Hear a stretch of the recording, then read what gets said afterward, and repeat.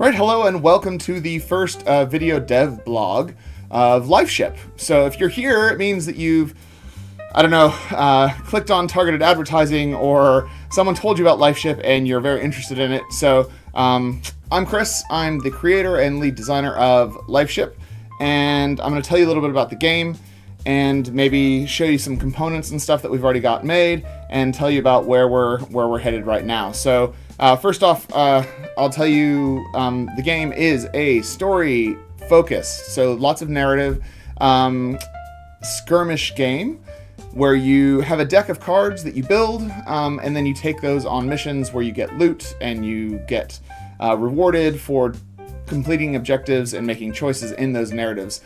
Those choices then go on to have effects on the game later on, and we've got a custom website being built right now. It's the biggest cost for Lifeship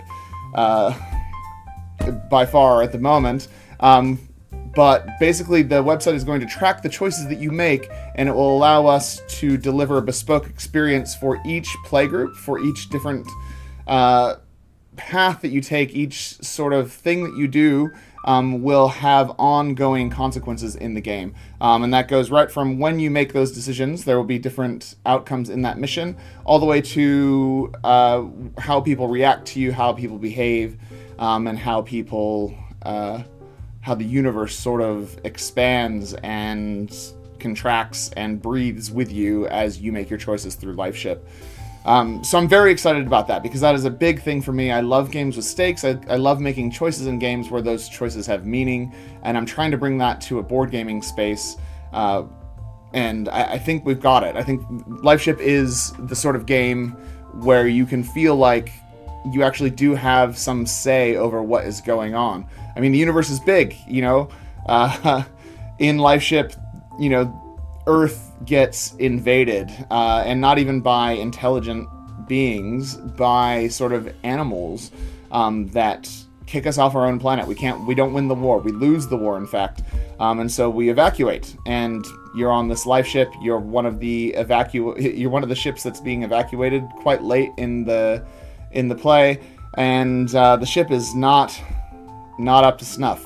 So your job as part of the super team is to go out and get salvage, get captain's credits, and bring that stuff back to the ship so that people can live. The people that are on the ship, they're relying on you to survive. So inside this skirmish deck builder thing, there's also a base building game where you actually have to build your ship and take into account adjacencies and things like that. It's really fun.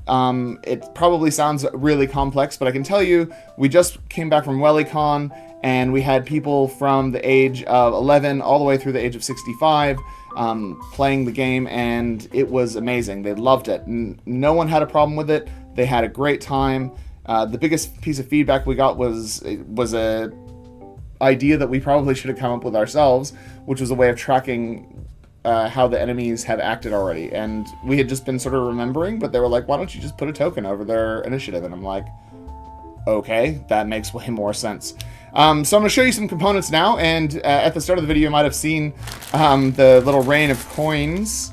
Sorry about the noise there. I'll show you some of those, like, it's not really in focus, sorry. So that's a captain's credit. There we go, we got it in focus. So that's captain's credits. They're really nice. These are the metal coins. The plan for the actual box is to have them be these nice metal coins. They make a nice jingly sound. As you play your class, you earn credits for doing things that the captain thinks are useful. The captain is kind of incompetent, but he does reward you for doing the thing that your class is supposed to be doing. So I'm going to show you the soldier. So this is our sort of starting basic class. You gain 1 captain's credit when you fully defend an attack. You can see it there. You also have your light armor is your class equipment, and your class abilities, you get +1 to your attack stat. So the captain likes it when you defend attacks, when you're out there tanking. Killing stuff in Lifeship is useful, but it doesn't always net you rewards because the objective is what you're supposed to be doing, not necessarily killing stuff. Now, there are a couple of classes that do have killing stuff as their reward, but by and large, I think there are 4 classes that deal with things dying, and everything else does other stuff. And even those classes deal with things dying in different ways. Yeah, each class is different, and it fills a niche. It's not who can hit the badgers the best. It's, you have a soldier who's there defending people. You have a sniper who's actually killing stuff. You have a medic who's supposed to keep the tank healed and the team like ready to go. And you have a salvager who's literally just there to get loot. Now, on top of that, so you might have noticed this little blank spot right here. That's where your character goes. I'm going to show you a character from... This is one of the starting characters. She's from Austria. She is a general, and she basically was part of the war effort until it went south. She comes with 2 pieces of unique equipment, as each character does. This comprises part of your mandatory stuff for your deck. She's got a Medal of Valor and a Ceremonial Saber. She's very powerful.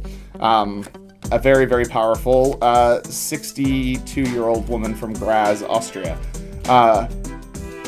We have 8 unique starting characters. We have 6 starting classes with a plan for maybe 100 characters total in the game, and 18 to 20 classes in the game.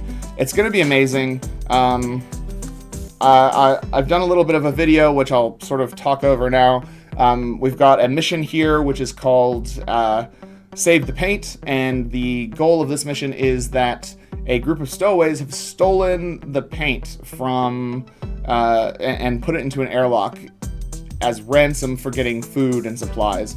And so they do that, and you go down there and you have the option of going in hot and, you know, just killing all the stowaways, or you can try and subdue them, and that changes the difficulty of the mission, because obviously killing people is easier than just subduing them, and also leads to different outcomes. Yeah, so if you don't kill them, you might unlock a new character, or you might get a reward later, and if you do kill them, you might get some reputation with Sasha, who's the other leader of the ship, and she's not a fan of people in general. She's kind of a misanthrope, but it also makes the mission easier, and you have a easier time of saving that paint.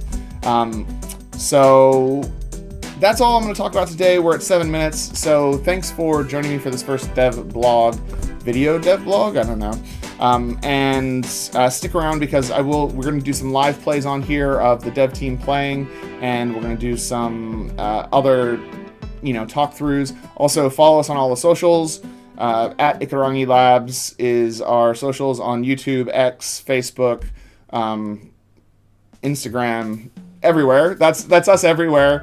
And wishlist, or not wishlist, but go to ikarangilabs.com or .co.nz and add your email there, and you'll be on the list for when the Kickstarter comes out. So thanks for watching that, and I will see you next time.